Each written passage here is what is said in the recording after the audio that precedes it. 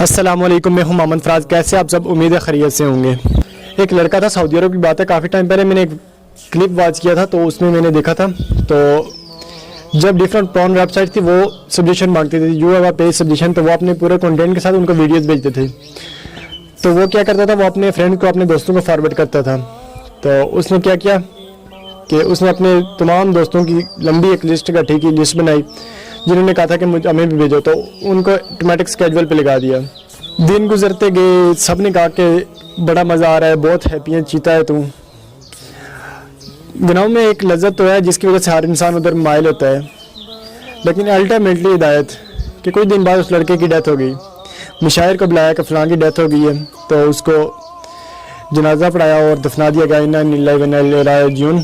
तो उसके मरने के कुछ दिन बाद, हफ्ते बाद, उसके दोस्तों को उसकी तरफ से वीडियोस रिसीव हुई, ईमेल रिसीव होती है, तो विद वीडियोस।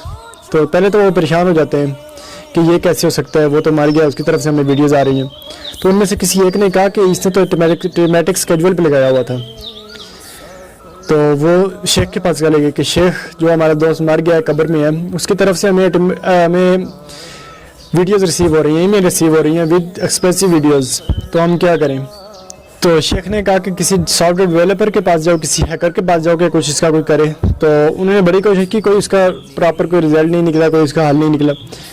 तो अगले वीक फिर वो लड़का अपनी कब्र में है और उसकी तरफ से ये वीडियोस रिसीव कर रहे हैं, उसकी तरफ से ईमेल रिसीव कर रहे हैं विद एक्सप्लेसिव वीडियो, विद फैल्दीज वीडियो, जो कि इनके ईमान को बर्बाद कर रही हैं।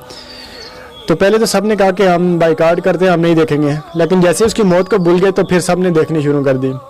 तो वो लड़का अपनी कब्र में क्या कमाता रहा, ये आप बेहतर जानते हैं। हम लोग भी ना ज़माने जलीयत में ऐसा करते हैं, कोई अच्छी चीज़ देखी, कोई कोई मूवीज़ देखी, कोई सॉन्ग देखा, कोई भी ऐसी चीज़ देखी, तो हम फ़ौरन से उसके लिंक्स, उसके नेम्स, उसकी ये चीज़, उसकी वो चीज़, हर चीज़ अपने फ्रेंड को भेजते हैं, स्टेटस पे लगा देते हैं कि देखो यार, चेक करो।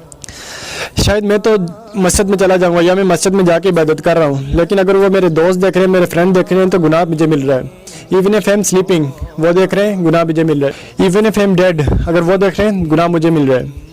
जितनी भी गुनाहों की चीज़ें हम कितना उनको ईजिली उनको शेयर कर देते हैं ऑन फेसबुक, इंस्टाग्राम, ट्विटर पे, not you are lying with fact.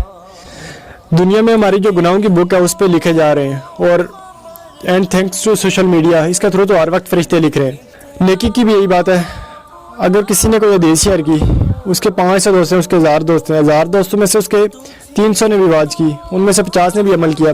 सुबहान अल्लाह, उन 50 का अमल इसके अकाउंट में आ रहा है। ये दौर है ना, बहुत अजीब दौर है। नाच गाना करने वाला मैं तुमसे पूछता हूँ, आज तक तुमने क्या पाया और क्या खोया? आज तो तुम सांप की तरह हो, चोटी को खाते हो, मतलब नाच गाने वाले वीडियोज़ बनाते हो, अपने फ्रेंड को गुनाहगार बनाते हो। कल एक ऐसा दिन ज़रूर आएगा जब तुम चले जाओगे ना, ये आपके सारे वीडियो, एक एक वीडियो 100 बार देखेंगे, और अल्लाह ताला तो तुम्हें माफ़ कर देगा। तुमने अच्छे माल किए होंगे, तुम्हें माफ़ कर देगा, लेकिन ये तुमने पीछे जो गुनाहों का सिलसिला छोड़ा, इनका क्या होगा? आज तो ये फेसबुक पे इतना नहीं जाती, व्हाट्सअप स्टेटस पे इतना नहीं लगती, यूट्यूब पे इतना नहीं जाती, लेकिन कल जब तुम चले जाओगे ना, तो ये हर जगह फैल जाएंगी और गुनाहों का सिलसिला, गुनाह आपको मिलते रहेंगे।